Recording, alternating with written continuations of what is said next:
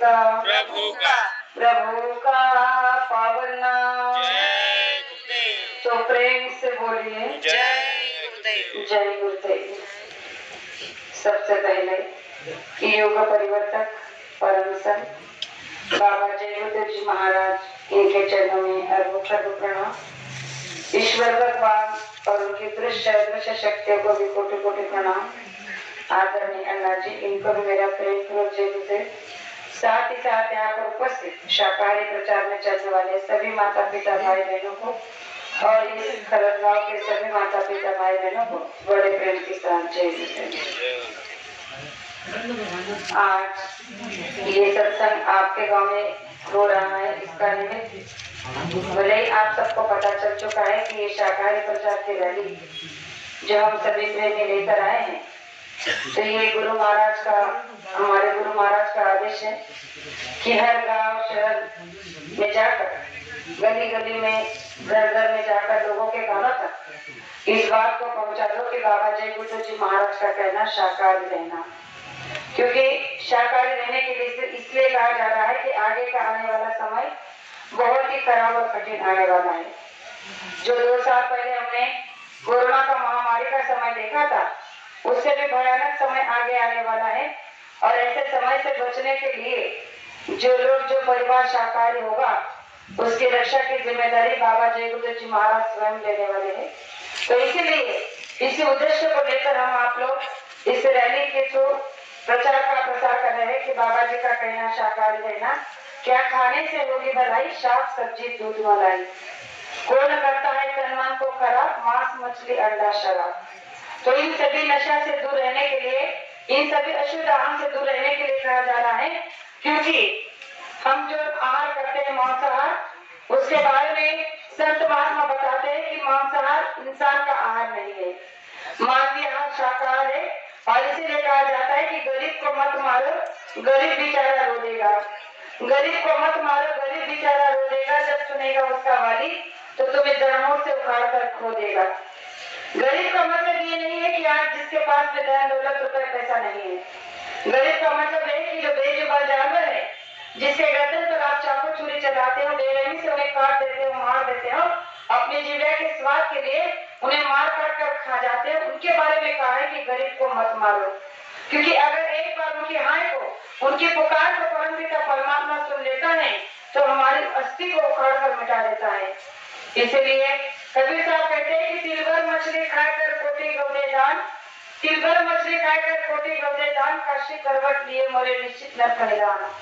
कबीर जी कहते हैं कि अगर आपको लगता है कि मनुष्य शरीर में आने के बाद आपने तिल के दाने के बराबर भी मांस मुद्दे का सेवन किया है और इसका प्रायश्चित करने के लिए आप कोटन को गाय पंडितों में, ब्राह्मणों में दान कर दोगे तो आपका पुण्य प्राप्त हो जाएगा, पुण्य फल आपको मिल जाएगा। तो ये आपकी भूल होगी, क्योंकि ये देश कर्म प्रधान है, यह कर्मों को प्रधानता दी गई है। इसलिए कहा है कि कर्म प्रधान विश्व रचि राखा, जो 10 कर्म करे 10 फल चाखा। अगर जल से नहाने से कर्म धोए जाते तो आज जितने लोग नदी तीर्थों में जा रहे हैं, नहा रहे हैं, तो उनके पाप कब के धुल चुके हो। लेकिन जो गीता में प्रमाण दिया है कि कर्म ऐसे जगह छुपा है जिसे कोई जल नहीं धो सकता, जिसे कोई अग्नि जला नहीं सकती, क्योंकि वो केवल संत महात्माओं की दया दृष्टि से ही खत्म होते हैं। इसीलिए कहा जाता है कि आप कर्म सोच समझ कर करो। अगर आप सोच समझ कर कर्म करोगे तो आपको सजा भोगने के लिए भी तत्पर नहीं रहना होगा। क्योंकि संत महात्मा कहते हैं कि अगर आप बुरे कर्म करोगे तो बुरे कर्मों की सजा तो आपको मिलनी है, क्योंकि ये देश कर्म प्रधान है, यह कर्मों का विधान है। और इसीलिए हमें आप लोगों को अच्छे और सही कर्म करने का ये मानव तन मिला है, ये मौका मिला है, तो इसमें हमें अच्छे कर्म कर लेना चाहिए। तो गुरु महाराज ने कहा कि ये संसार तो एक व्यापार है, लालच से भरा हुआ एक व्यापार, एक स्वार्थ से भरा हुआ एक मेला है। यहाँ हर कोई अपने स्वार्थ के लिए जी रहा है और इसी स्वार्थ को लेकर आप भगवान के पास पहुंच जाते हैं, परम पिता परमात्मा के पास पहुंच जाते, संत महात्मा के पास पहुंच जाते और फिर कहते हैं कि हमारी मदद नहीं हुई। क्यों, कैसे होगी? जब तक आपका भाव सच्चा नहीं होगा, आपके अंदर उनके प्रति सच्ची सहानुभूति नहीं होगी, तब तक आपको ना दया मिलेगी ना दुआ मिलेगी। तो इस पर एक छोटा सा प्रमाण मैं आपको बताना चाहती हूँ कि संत महात्मा परम पिता परमात्मा हमसे क्या चाहते हैं। एक बार एक व्यापारी था जिसका बहुत बड़ा नुकसान हो गया, घाटा हो गया, 5-6 करोड़ का उसका घाटा हो गया। लेकिन वो पहले से इतना धनीमानी था कि उसने कभी अपने आप को संत में या फिर किसी पूजा पाठ में अपने आप को व्यस्त नहीं रखा, क्योंकि उसे लगता था कि इसकी मुझे जरूरत ही नहीं है। उसने अपने पैसों के दम पर बहुत सारे मंदिर बनवा ली थी, वहां पर पुजारी रखे थे और उसी के नाम से सब लोग पूजा करते थे कि फलाने फलाने सेठ ने इतना मंदिर बनवाया है, इतना दान दक्षिणा दिया है, और उनके नाम के लोग वहाँ के पुजारी पूजा करते थे। तो इसी तरह से उसको कभी मंदिर जाने की जरूरत नहीं पड़ी। लेकिन एक दिन जब उसके संसार में उसको घाटा हुआ व्यापार में, तो वो सोचने लगा कि अब मैं क्या करूं, किसके पास जाऊं। तो वो सोचने लगा कि अगर मैं दिन में जाऊंगा तो लोग मुझसे हंसेंगे, हंसी ठिठोली करेंगे। तो सोचने लगा कि कल सुबह होते ही सबसे पहले मैं भगवान के पास जाऊंगा, ताकि कोई और आकर उनके पास फरियाद रखे, उससे पहले मैं भगवान से अपनी बात रखूंगा, क्योंकि मैं किसी और को मौका नहीं दे सकता। और दूसरे दिन सुबह में 5 बजे जब वो सेठ मंदिर में पहुंचा, तो भगवान के पास जब अपने मुश्किल को, इस समस्या को रखने के लिए गया, तो उसे देखा कि उससे पहले कोई एक भिखारी वहां पर भगवान के पास कुछ मांग रहा था। अब अंधेरे में ये पीछे छुप गया, सोचने लगा कि अरे मैं सोच रहा था कि इतने सुबह सुबह कौन आ सकता है मेरे सिवा, और मेरे से पहले कोई आ नहीं सकता, भगवान को कोई मेरे सिवा पहले कुछ अपनी फरियाद बता नहीं सकता, इसीलिए मैं इतनी सुबह उठकर आया, और ये देखो कि मुझसे पहले भी कोई आ खड़ा है। तो सोचने लगा कि देखो तो सही है क्या कहता है, क्या मांगता है। तो उसे उस भिखारी की बात को मान सुना। तो वो भिखारी भगवान से कह रहा था कि भगवान आज मुझे 5 रुपए दे देना, आज मुझे 5 रुपए दे देना, क्योंकि मेरे घर में मेरी पत्नी बीमार है। अगर उसके लिए मैंने दवा नहीं ली, अपने बच्चों के लिए रोटी का प्रबंध नहीं किया, तो मेरा परिवार भूखा रह सकता है। इससे मुझे 5 रुपए का प्रबंध आज कर देना। और इसी विनती को रटे जा रहा था। अब व्यापारी का ये संग नहीं हुआ, उसने कहा कि अरे भाई, तुम कब से भगवान के पास 5 रुपए की लिए इतनी रट लगा रहे हो। अपने जेब से उसने 5 रुपए निकाला और उसके हाथ में थमा दिया, कहा कि ये लो 5 रुपए, निकलो यहाँ से, मुझे भगवान से कुछ बात करनी है। अब जैसे ही उसने 5 रुपए भिखारी के हाथ में दिया, वो वहां से चला गया। अब भगवान मन ही मन मुस्कुरा रहे हैं, और जब उसने अभी फरियाद को लगा कि ये भगवान, मेरे 5 करोड़ का नुकसान हो गया है, आप मुझे इस नुकसान से बचा लीजिए। तो भगवान हंसने लगे। तो उस व्यापारी ने देखा कि भगवान मुस्कुरा रहे हैं, तो उससे पूछा कि अरे आप क्यों मुस्कुरा रहे हो, मैं तो फरियाद लेके आपके पास आया हूँ, और आप मेरी फरियाद को सुने बिना मुस्कुरा रहे हो। तो भगवान ने कहा कि अरे कभी नहीं, तुमने तो मेरा एक काम आसान कर दिया कि उस भिखारी को मैं 5 रुपए देने वाला था, जो काम तुमने कर दिया।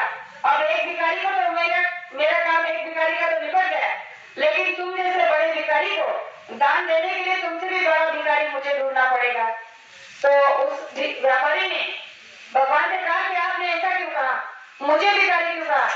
तो भगवान ने कहा कि आप हमेशा यहाँ पर जब आते हो तो क्या अपनी बात को लेकर आते हो कि मुझे बच्चा नहीं होता, मेरा जमीन नहीं खरीदा जाता, मेरे बेटे की शादी नहीं होती, मेरा ये नुकसान हो गया, मेरी ये तकलीफ है, मुझे वो दुख है, मुझे वो बीमारी है।